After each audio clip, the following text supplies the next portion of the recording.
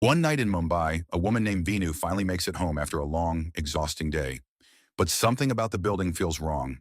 The security guard is fast asleep at his post, and the elevator refuses to come down, so she has no choice but to climb all the way up to the fourth floor. When she reaches her apartment, she notices something odd. The elevator right beside her unit is sitting wide open. That explains why it never moved. This kind of elevator only works when the doors are shut manually. She rings her own doorbell again and again, but her husband, Nitin, never answers. So Vinu lets herself in with a spare key. Nitin या And the किससे? moment she steps inside, unease washes over her.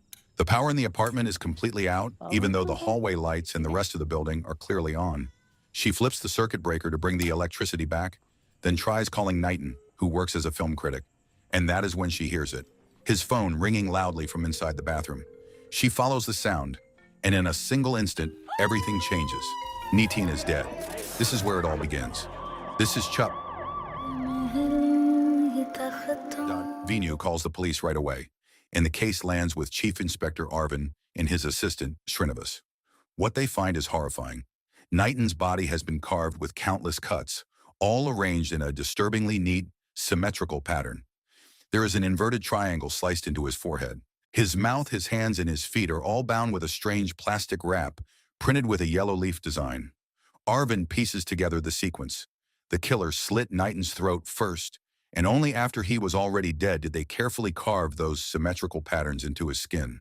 But the investigation stalls almost immediately. The building has no security cameras, and the guard swears Nitin had no visitors that day and never once left his apartment. Somewhere else in the city, a man named Dany runs a small flower shop. On the surface, he seems gentle, the kind of person who stops to move a caterpillar off the sidewalk and out of harm's way. But there is something not quite right about him. Dany has a habit of talking to himself, as if there is always someone else in the room. Back at the crime scene, Arvin is certain there was no forced entry. Only Nitin and Vinu had keys, which means Nitin must have opened the door himself, and that points to one chilling possibility. He knew whoever came inside.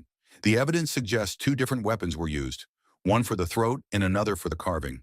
There is no sign of robbery, and since the couple had no children, an inheritance dispute makes no sense either. At work, Nitin had no known enemies, at least none on record. Even Vinu has never seen that yellow leaf plastic before. No one can explain where it came from. Soon after, an entertainment journalist named Neela attends Nitin's funeral to cover the story and pay her respects. On her way home, she stops by Dany's flower shop to pick up something for her mother. The moment she meets him, she finds herself intrigued. And Dany is intrigued right back, not just by her, but by what he believes is something they share. He notices Neela talking to herself, and it pulls him in instantly. He insists on giving her the flowers for free, almost too forcefully, and she promises to come back and pay him properly another time. Meanwhile, Arvind develops a new theory. He believes the killer was still inside the apartment when Vinu got home. The doorbell was obviously working when she kept pressing it, and right afterward, the power was cut from the breaker. That sudden blackout gave the killer the perfect window to slip away unnoticed. Then forensics finds something even stranger. That yellow leaf plastic was never mass-produced by any factory anywhere. Days later, Dany happens to run into Neela again at a mini-market. Once more, her habit of talking to herself draws him in, and his curiosity grows so intense that he quietly follows her home.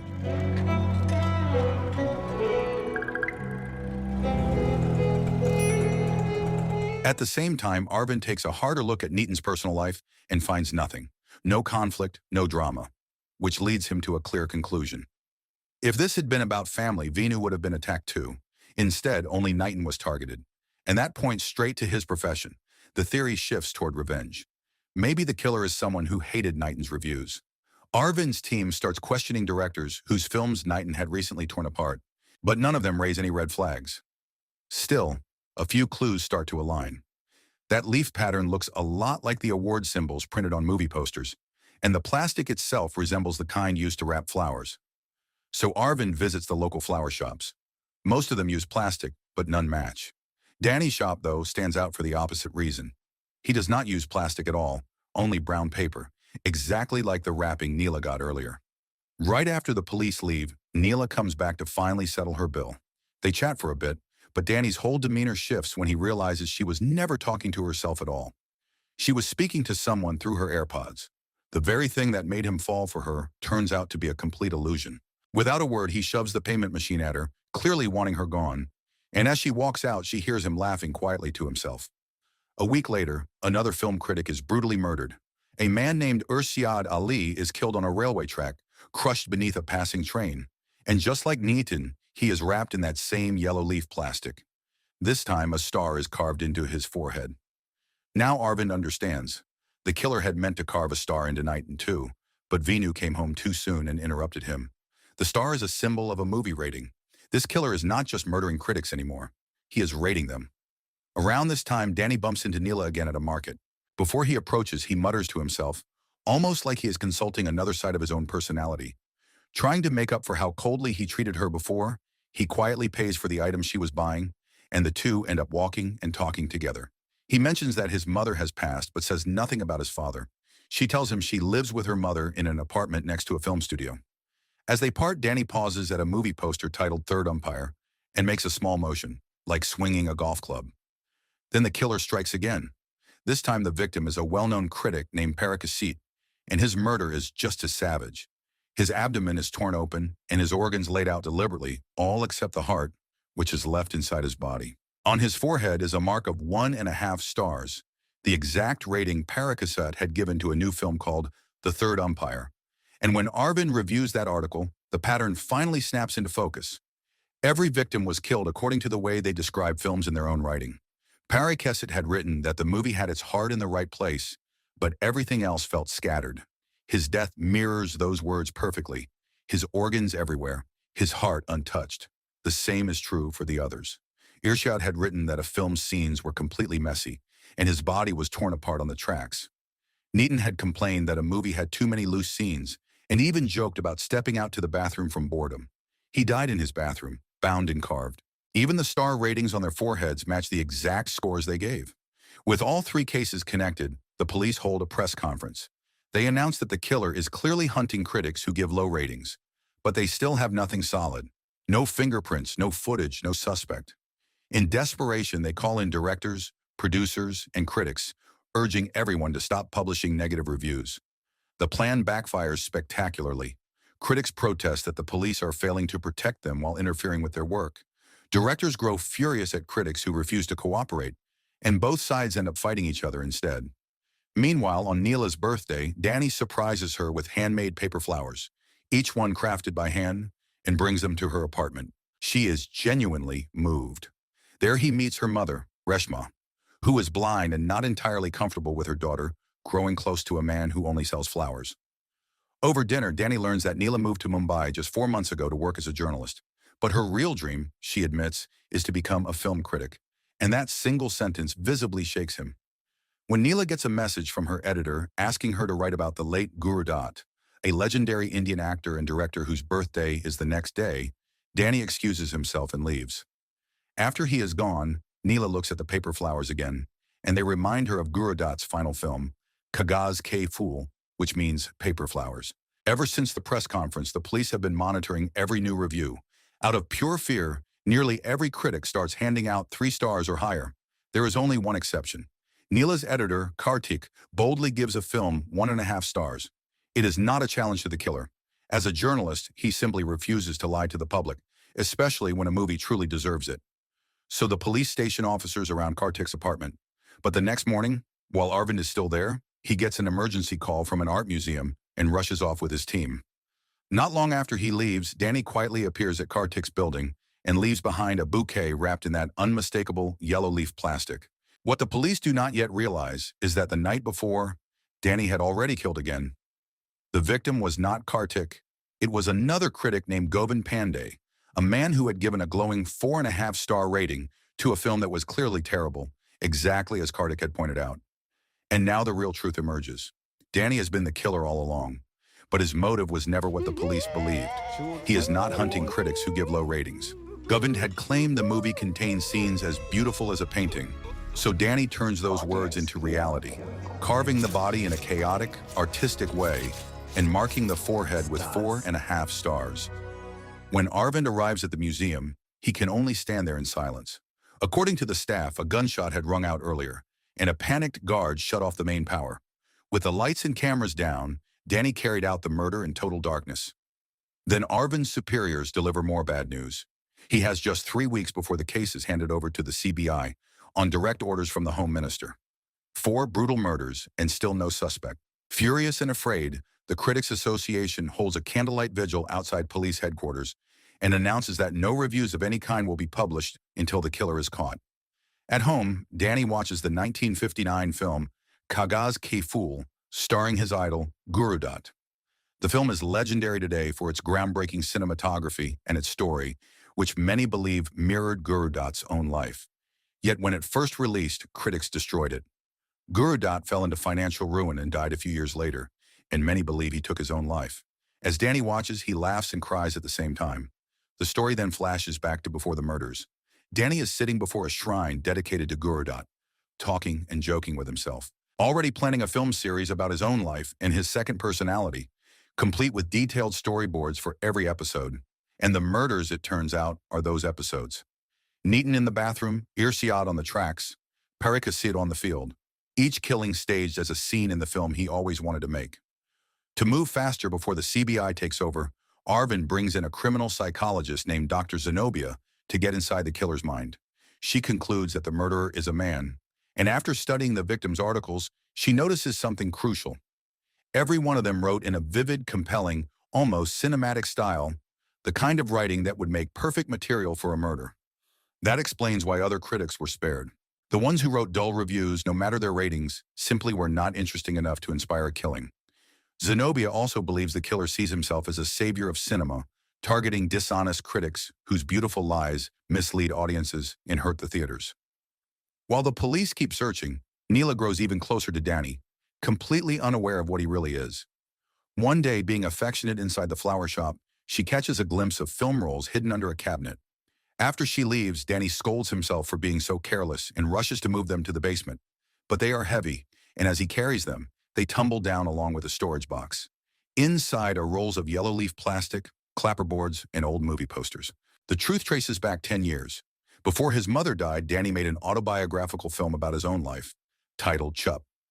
Critics tore it apart, and the failure pushed him into a deep depression and eventually a mental hospital. During his treatment, his mother visited constantly, always bringing flowers wrapped in that yellow leaf plastic. To her, the pattern looked like the award symbols on movie posters, because she believed her son's film was the greatest she had ever seen. Zenobia confirms the plastic was made around 10 years ago. So she asked the team to compile a list of directors whose final films were destroyed by critics roughly a decade earlier. When they consult Critic, he immediately thinks of Guru Dutt, whose last film was savaged on release before being hailed years later as a masterpiece. Working alongside Neela, Critic gathers a list of 216 directors whose last films were crushed around 10 years ago. Unfortunately, most of them are unregistered or have no online presence. Then a clue appears from nowhere. When Critic's wife brings home a box of cake, Arvin spots the wrapping. It carries the same yellow leaf pattern. Critic explains it came from a flower delivery sent to his apartment on the very day Arvin was at the museum investigating Govin's murder. Arvin immediately checks the building's hallway cameras, but once again the killer proves too clever. Knowing the cameras were there, Dany had sent the package through a young child living in the building, so he never appears on film. And dressed in a hoodie and dark glasses, he left the child with nothing to describe. On the way home, Neela cannot stop replaying everything. The handmade paper flowers pointing to Kagaz Ke Fool, the film rolls in Dany's house, the way he nearly choked when she mentioned film critics. It all starts lining up in a way she cannot ignore. But when she gets home, her mother tells her Dany had stopped by and left a gift. Neela opens it. Inside is a film roll, and for a second her heart races, until she opens it and finds only flowers.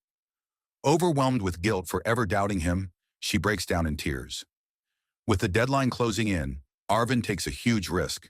He decides to bait the killer by publishing a deliberately dishonest review, but no critic or actor will help because no one wants to risk their life.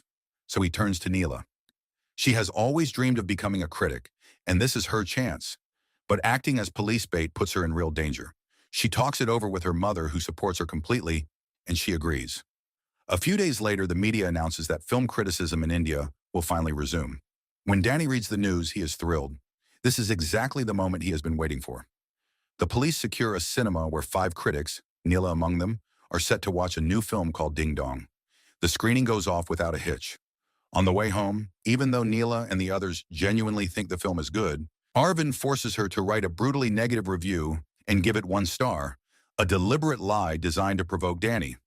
At home, Dany panics and keeps calling Neela, convinced she has abandoned him. In truth, she is tied up working with the police. Once her article is finished, Arvin moves her mother somewhere safe and surrounds Neela's apartment with undercover officers and cameras, positioning himself there too. Unable to reach her, Dany goes to watch Ding Dong alone, buying a double serving of popcorn, one for each of his personalities. At headquarters, the team uploads every review of the film, including Neela's. And at home, Dany reads them one by one. He freezes when he sees her rating. 1 star. Every other critic gave 3 or more. And even though she is the woman he loves, his twisted sense of purpose takes over.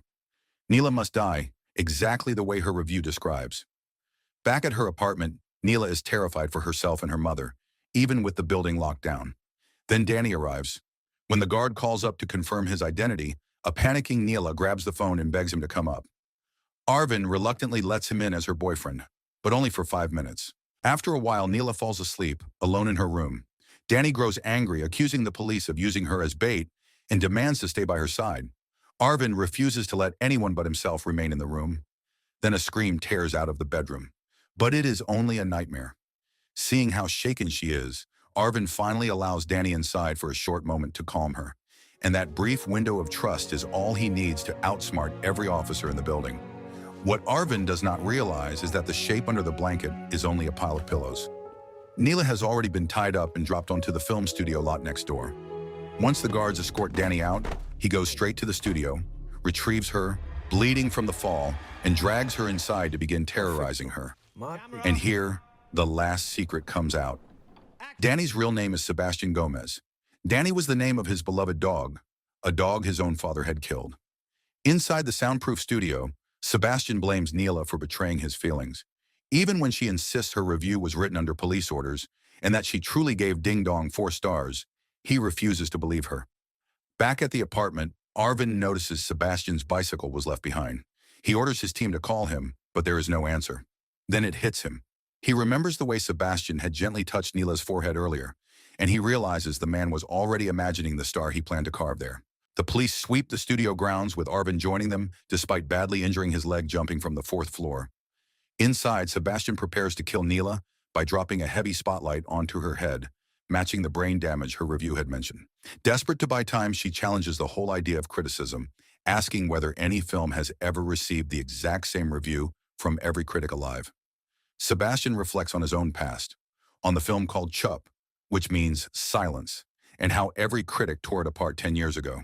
And then Neela pushes further. She suggests that maybe he never truly believed in his own film because criticism only cuts deepest for artists who already doubt themselves. At that exact moment, Arvin hears her screams, storms in, and shoots Sebastian, ending the nightmare.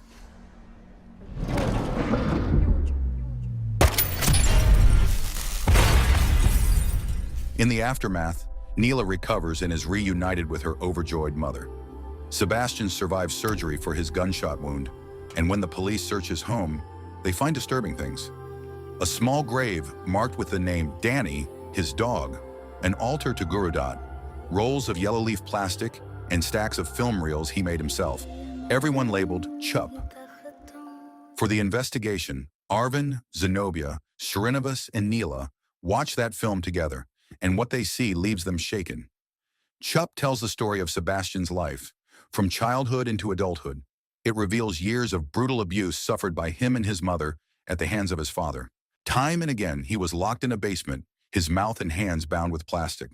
And it was there, in that isolation, that his second personality was born, along with his love for Gurudat, sparked by watching his neighbors play the director's films through the basement window. As Sebastian grew older, he went to film school, but his father's violence only worsened until the day he killed the dog, Dany.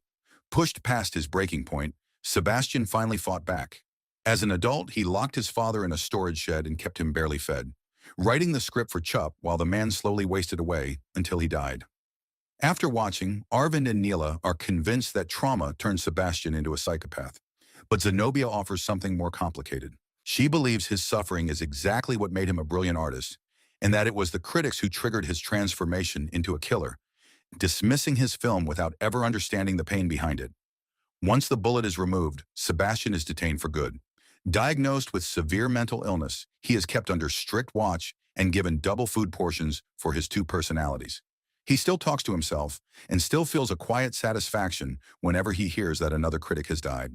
And in the end, after everything he did, Sebastian's film Chup is finally recognized for what it always was: a powerful, meaningful work, earning widespread praise and even prestigious awards. So the moral of the story is, before you give a movie 1 star, double check the director does not own yellow plastic wrap, a basement, and unresolved childhood trauma.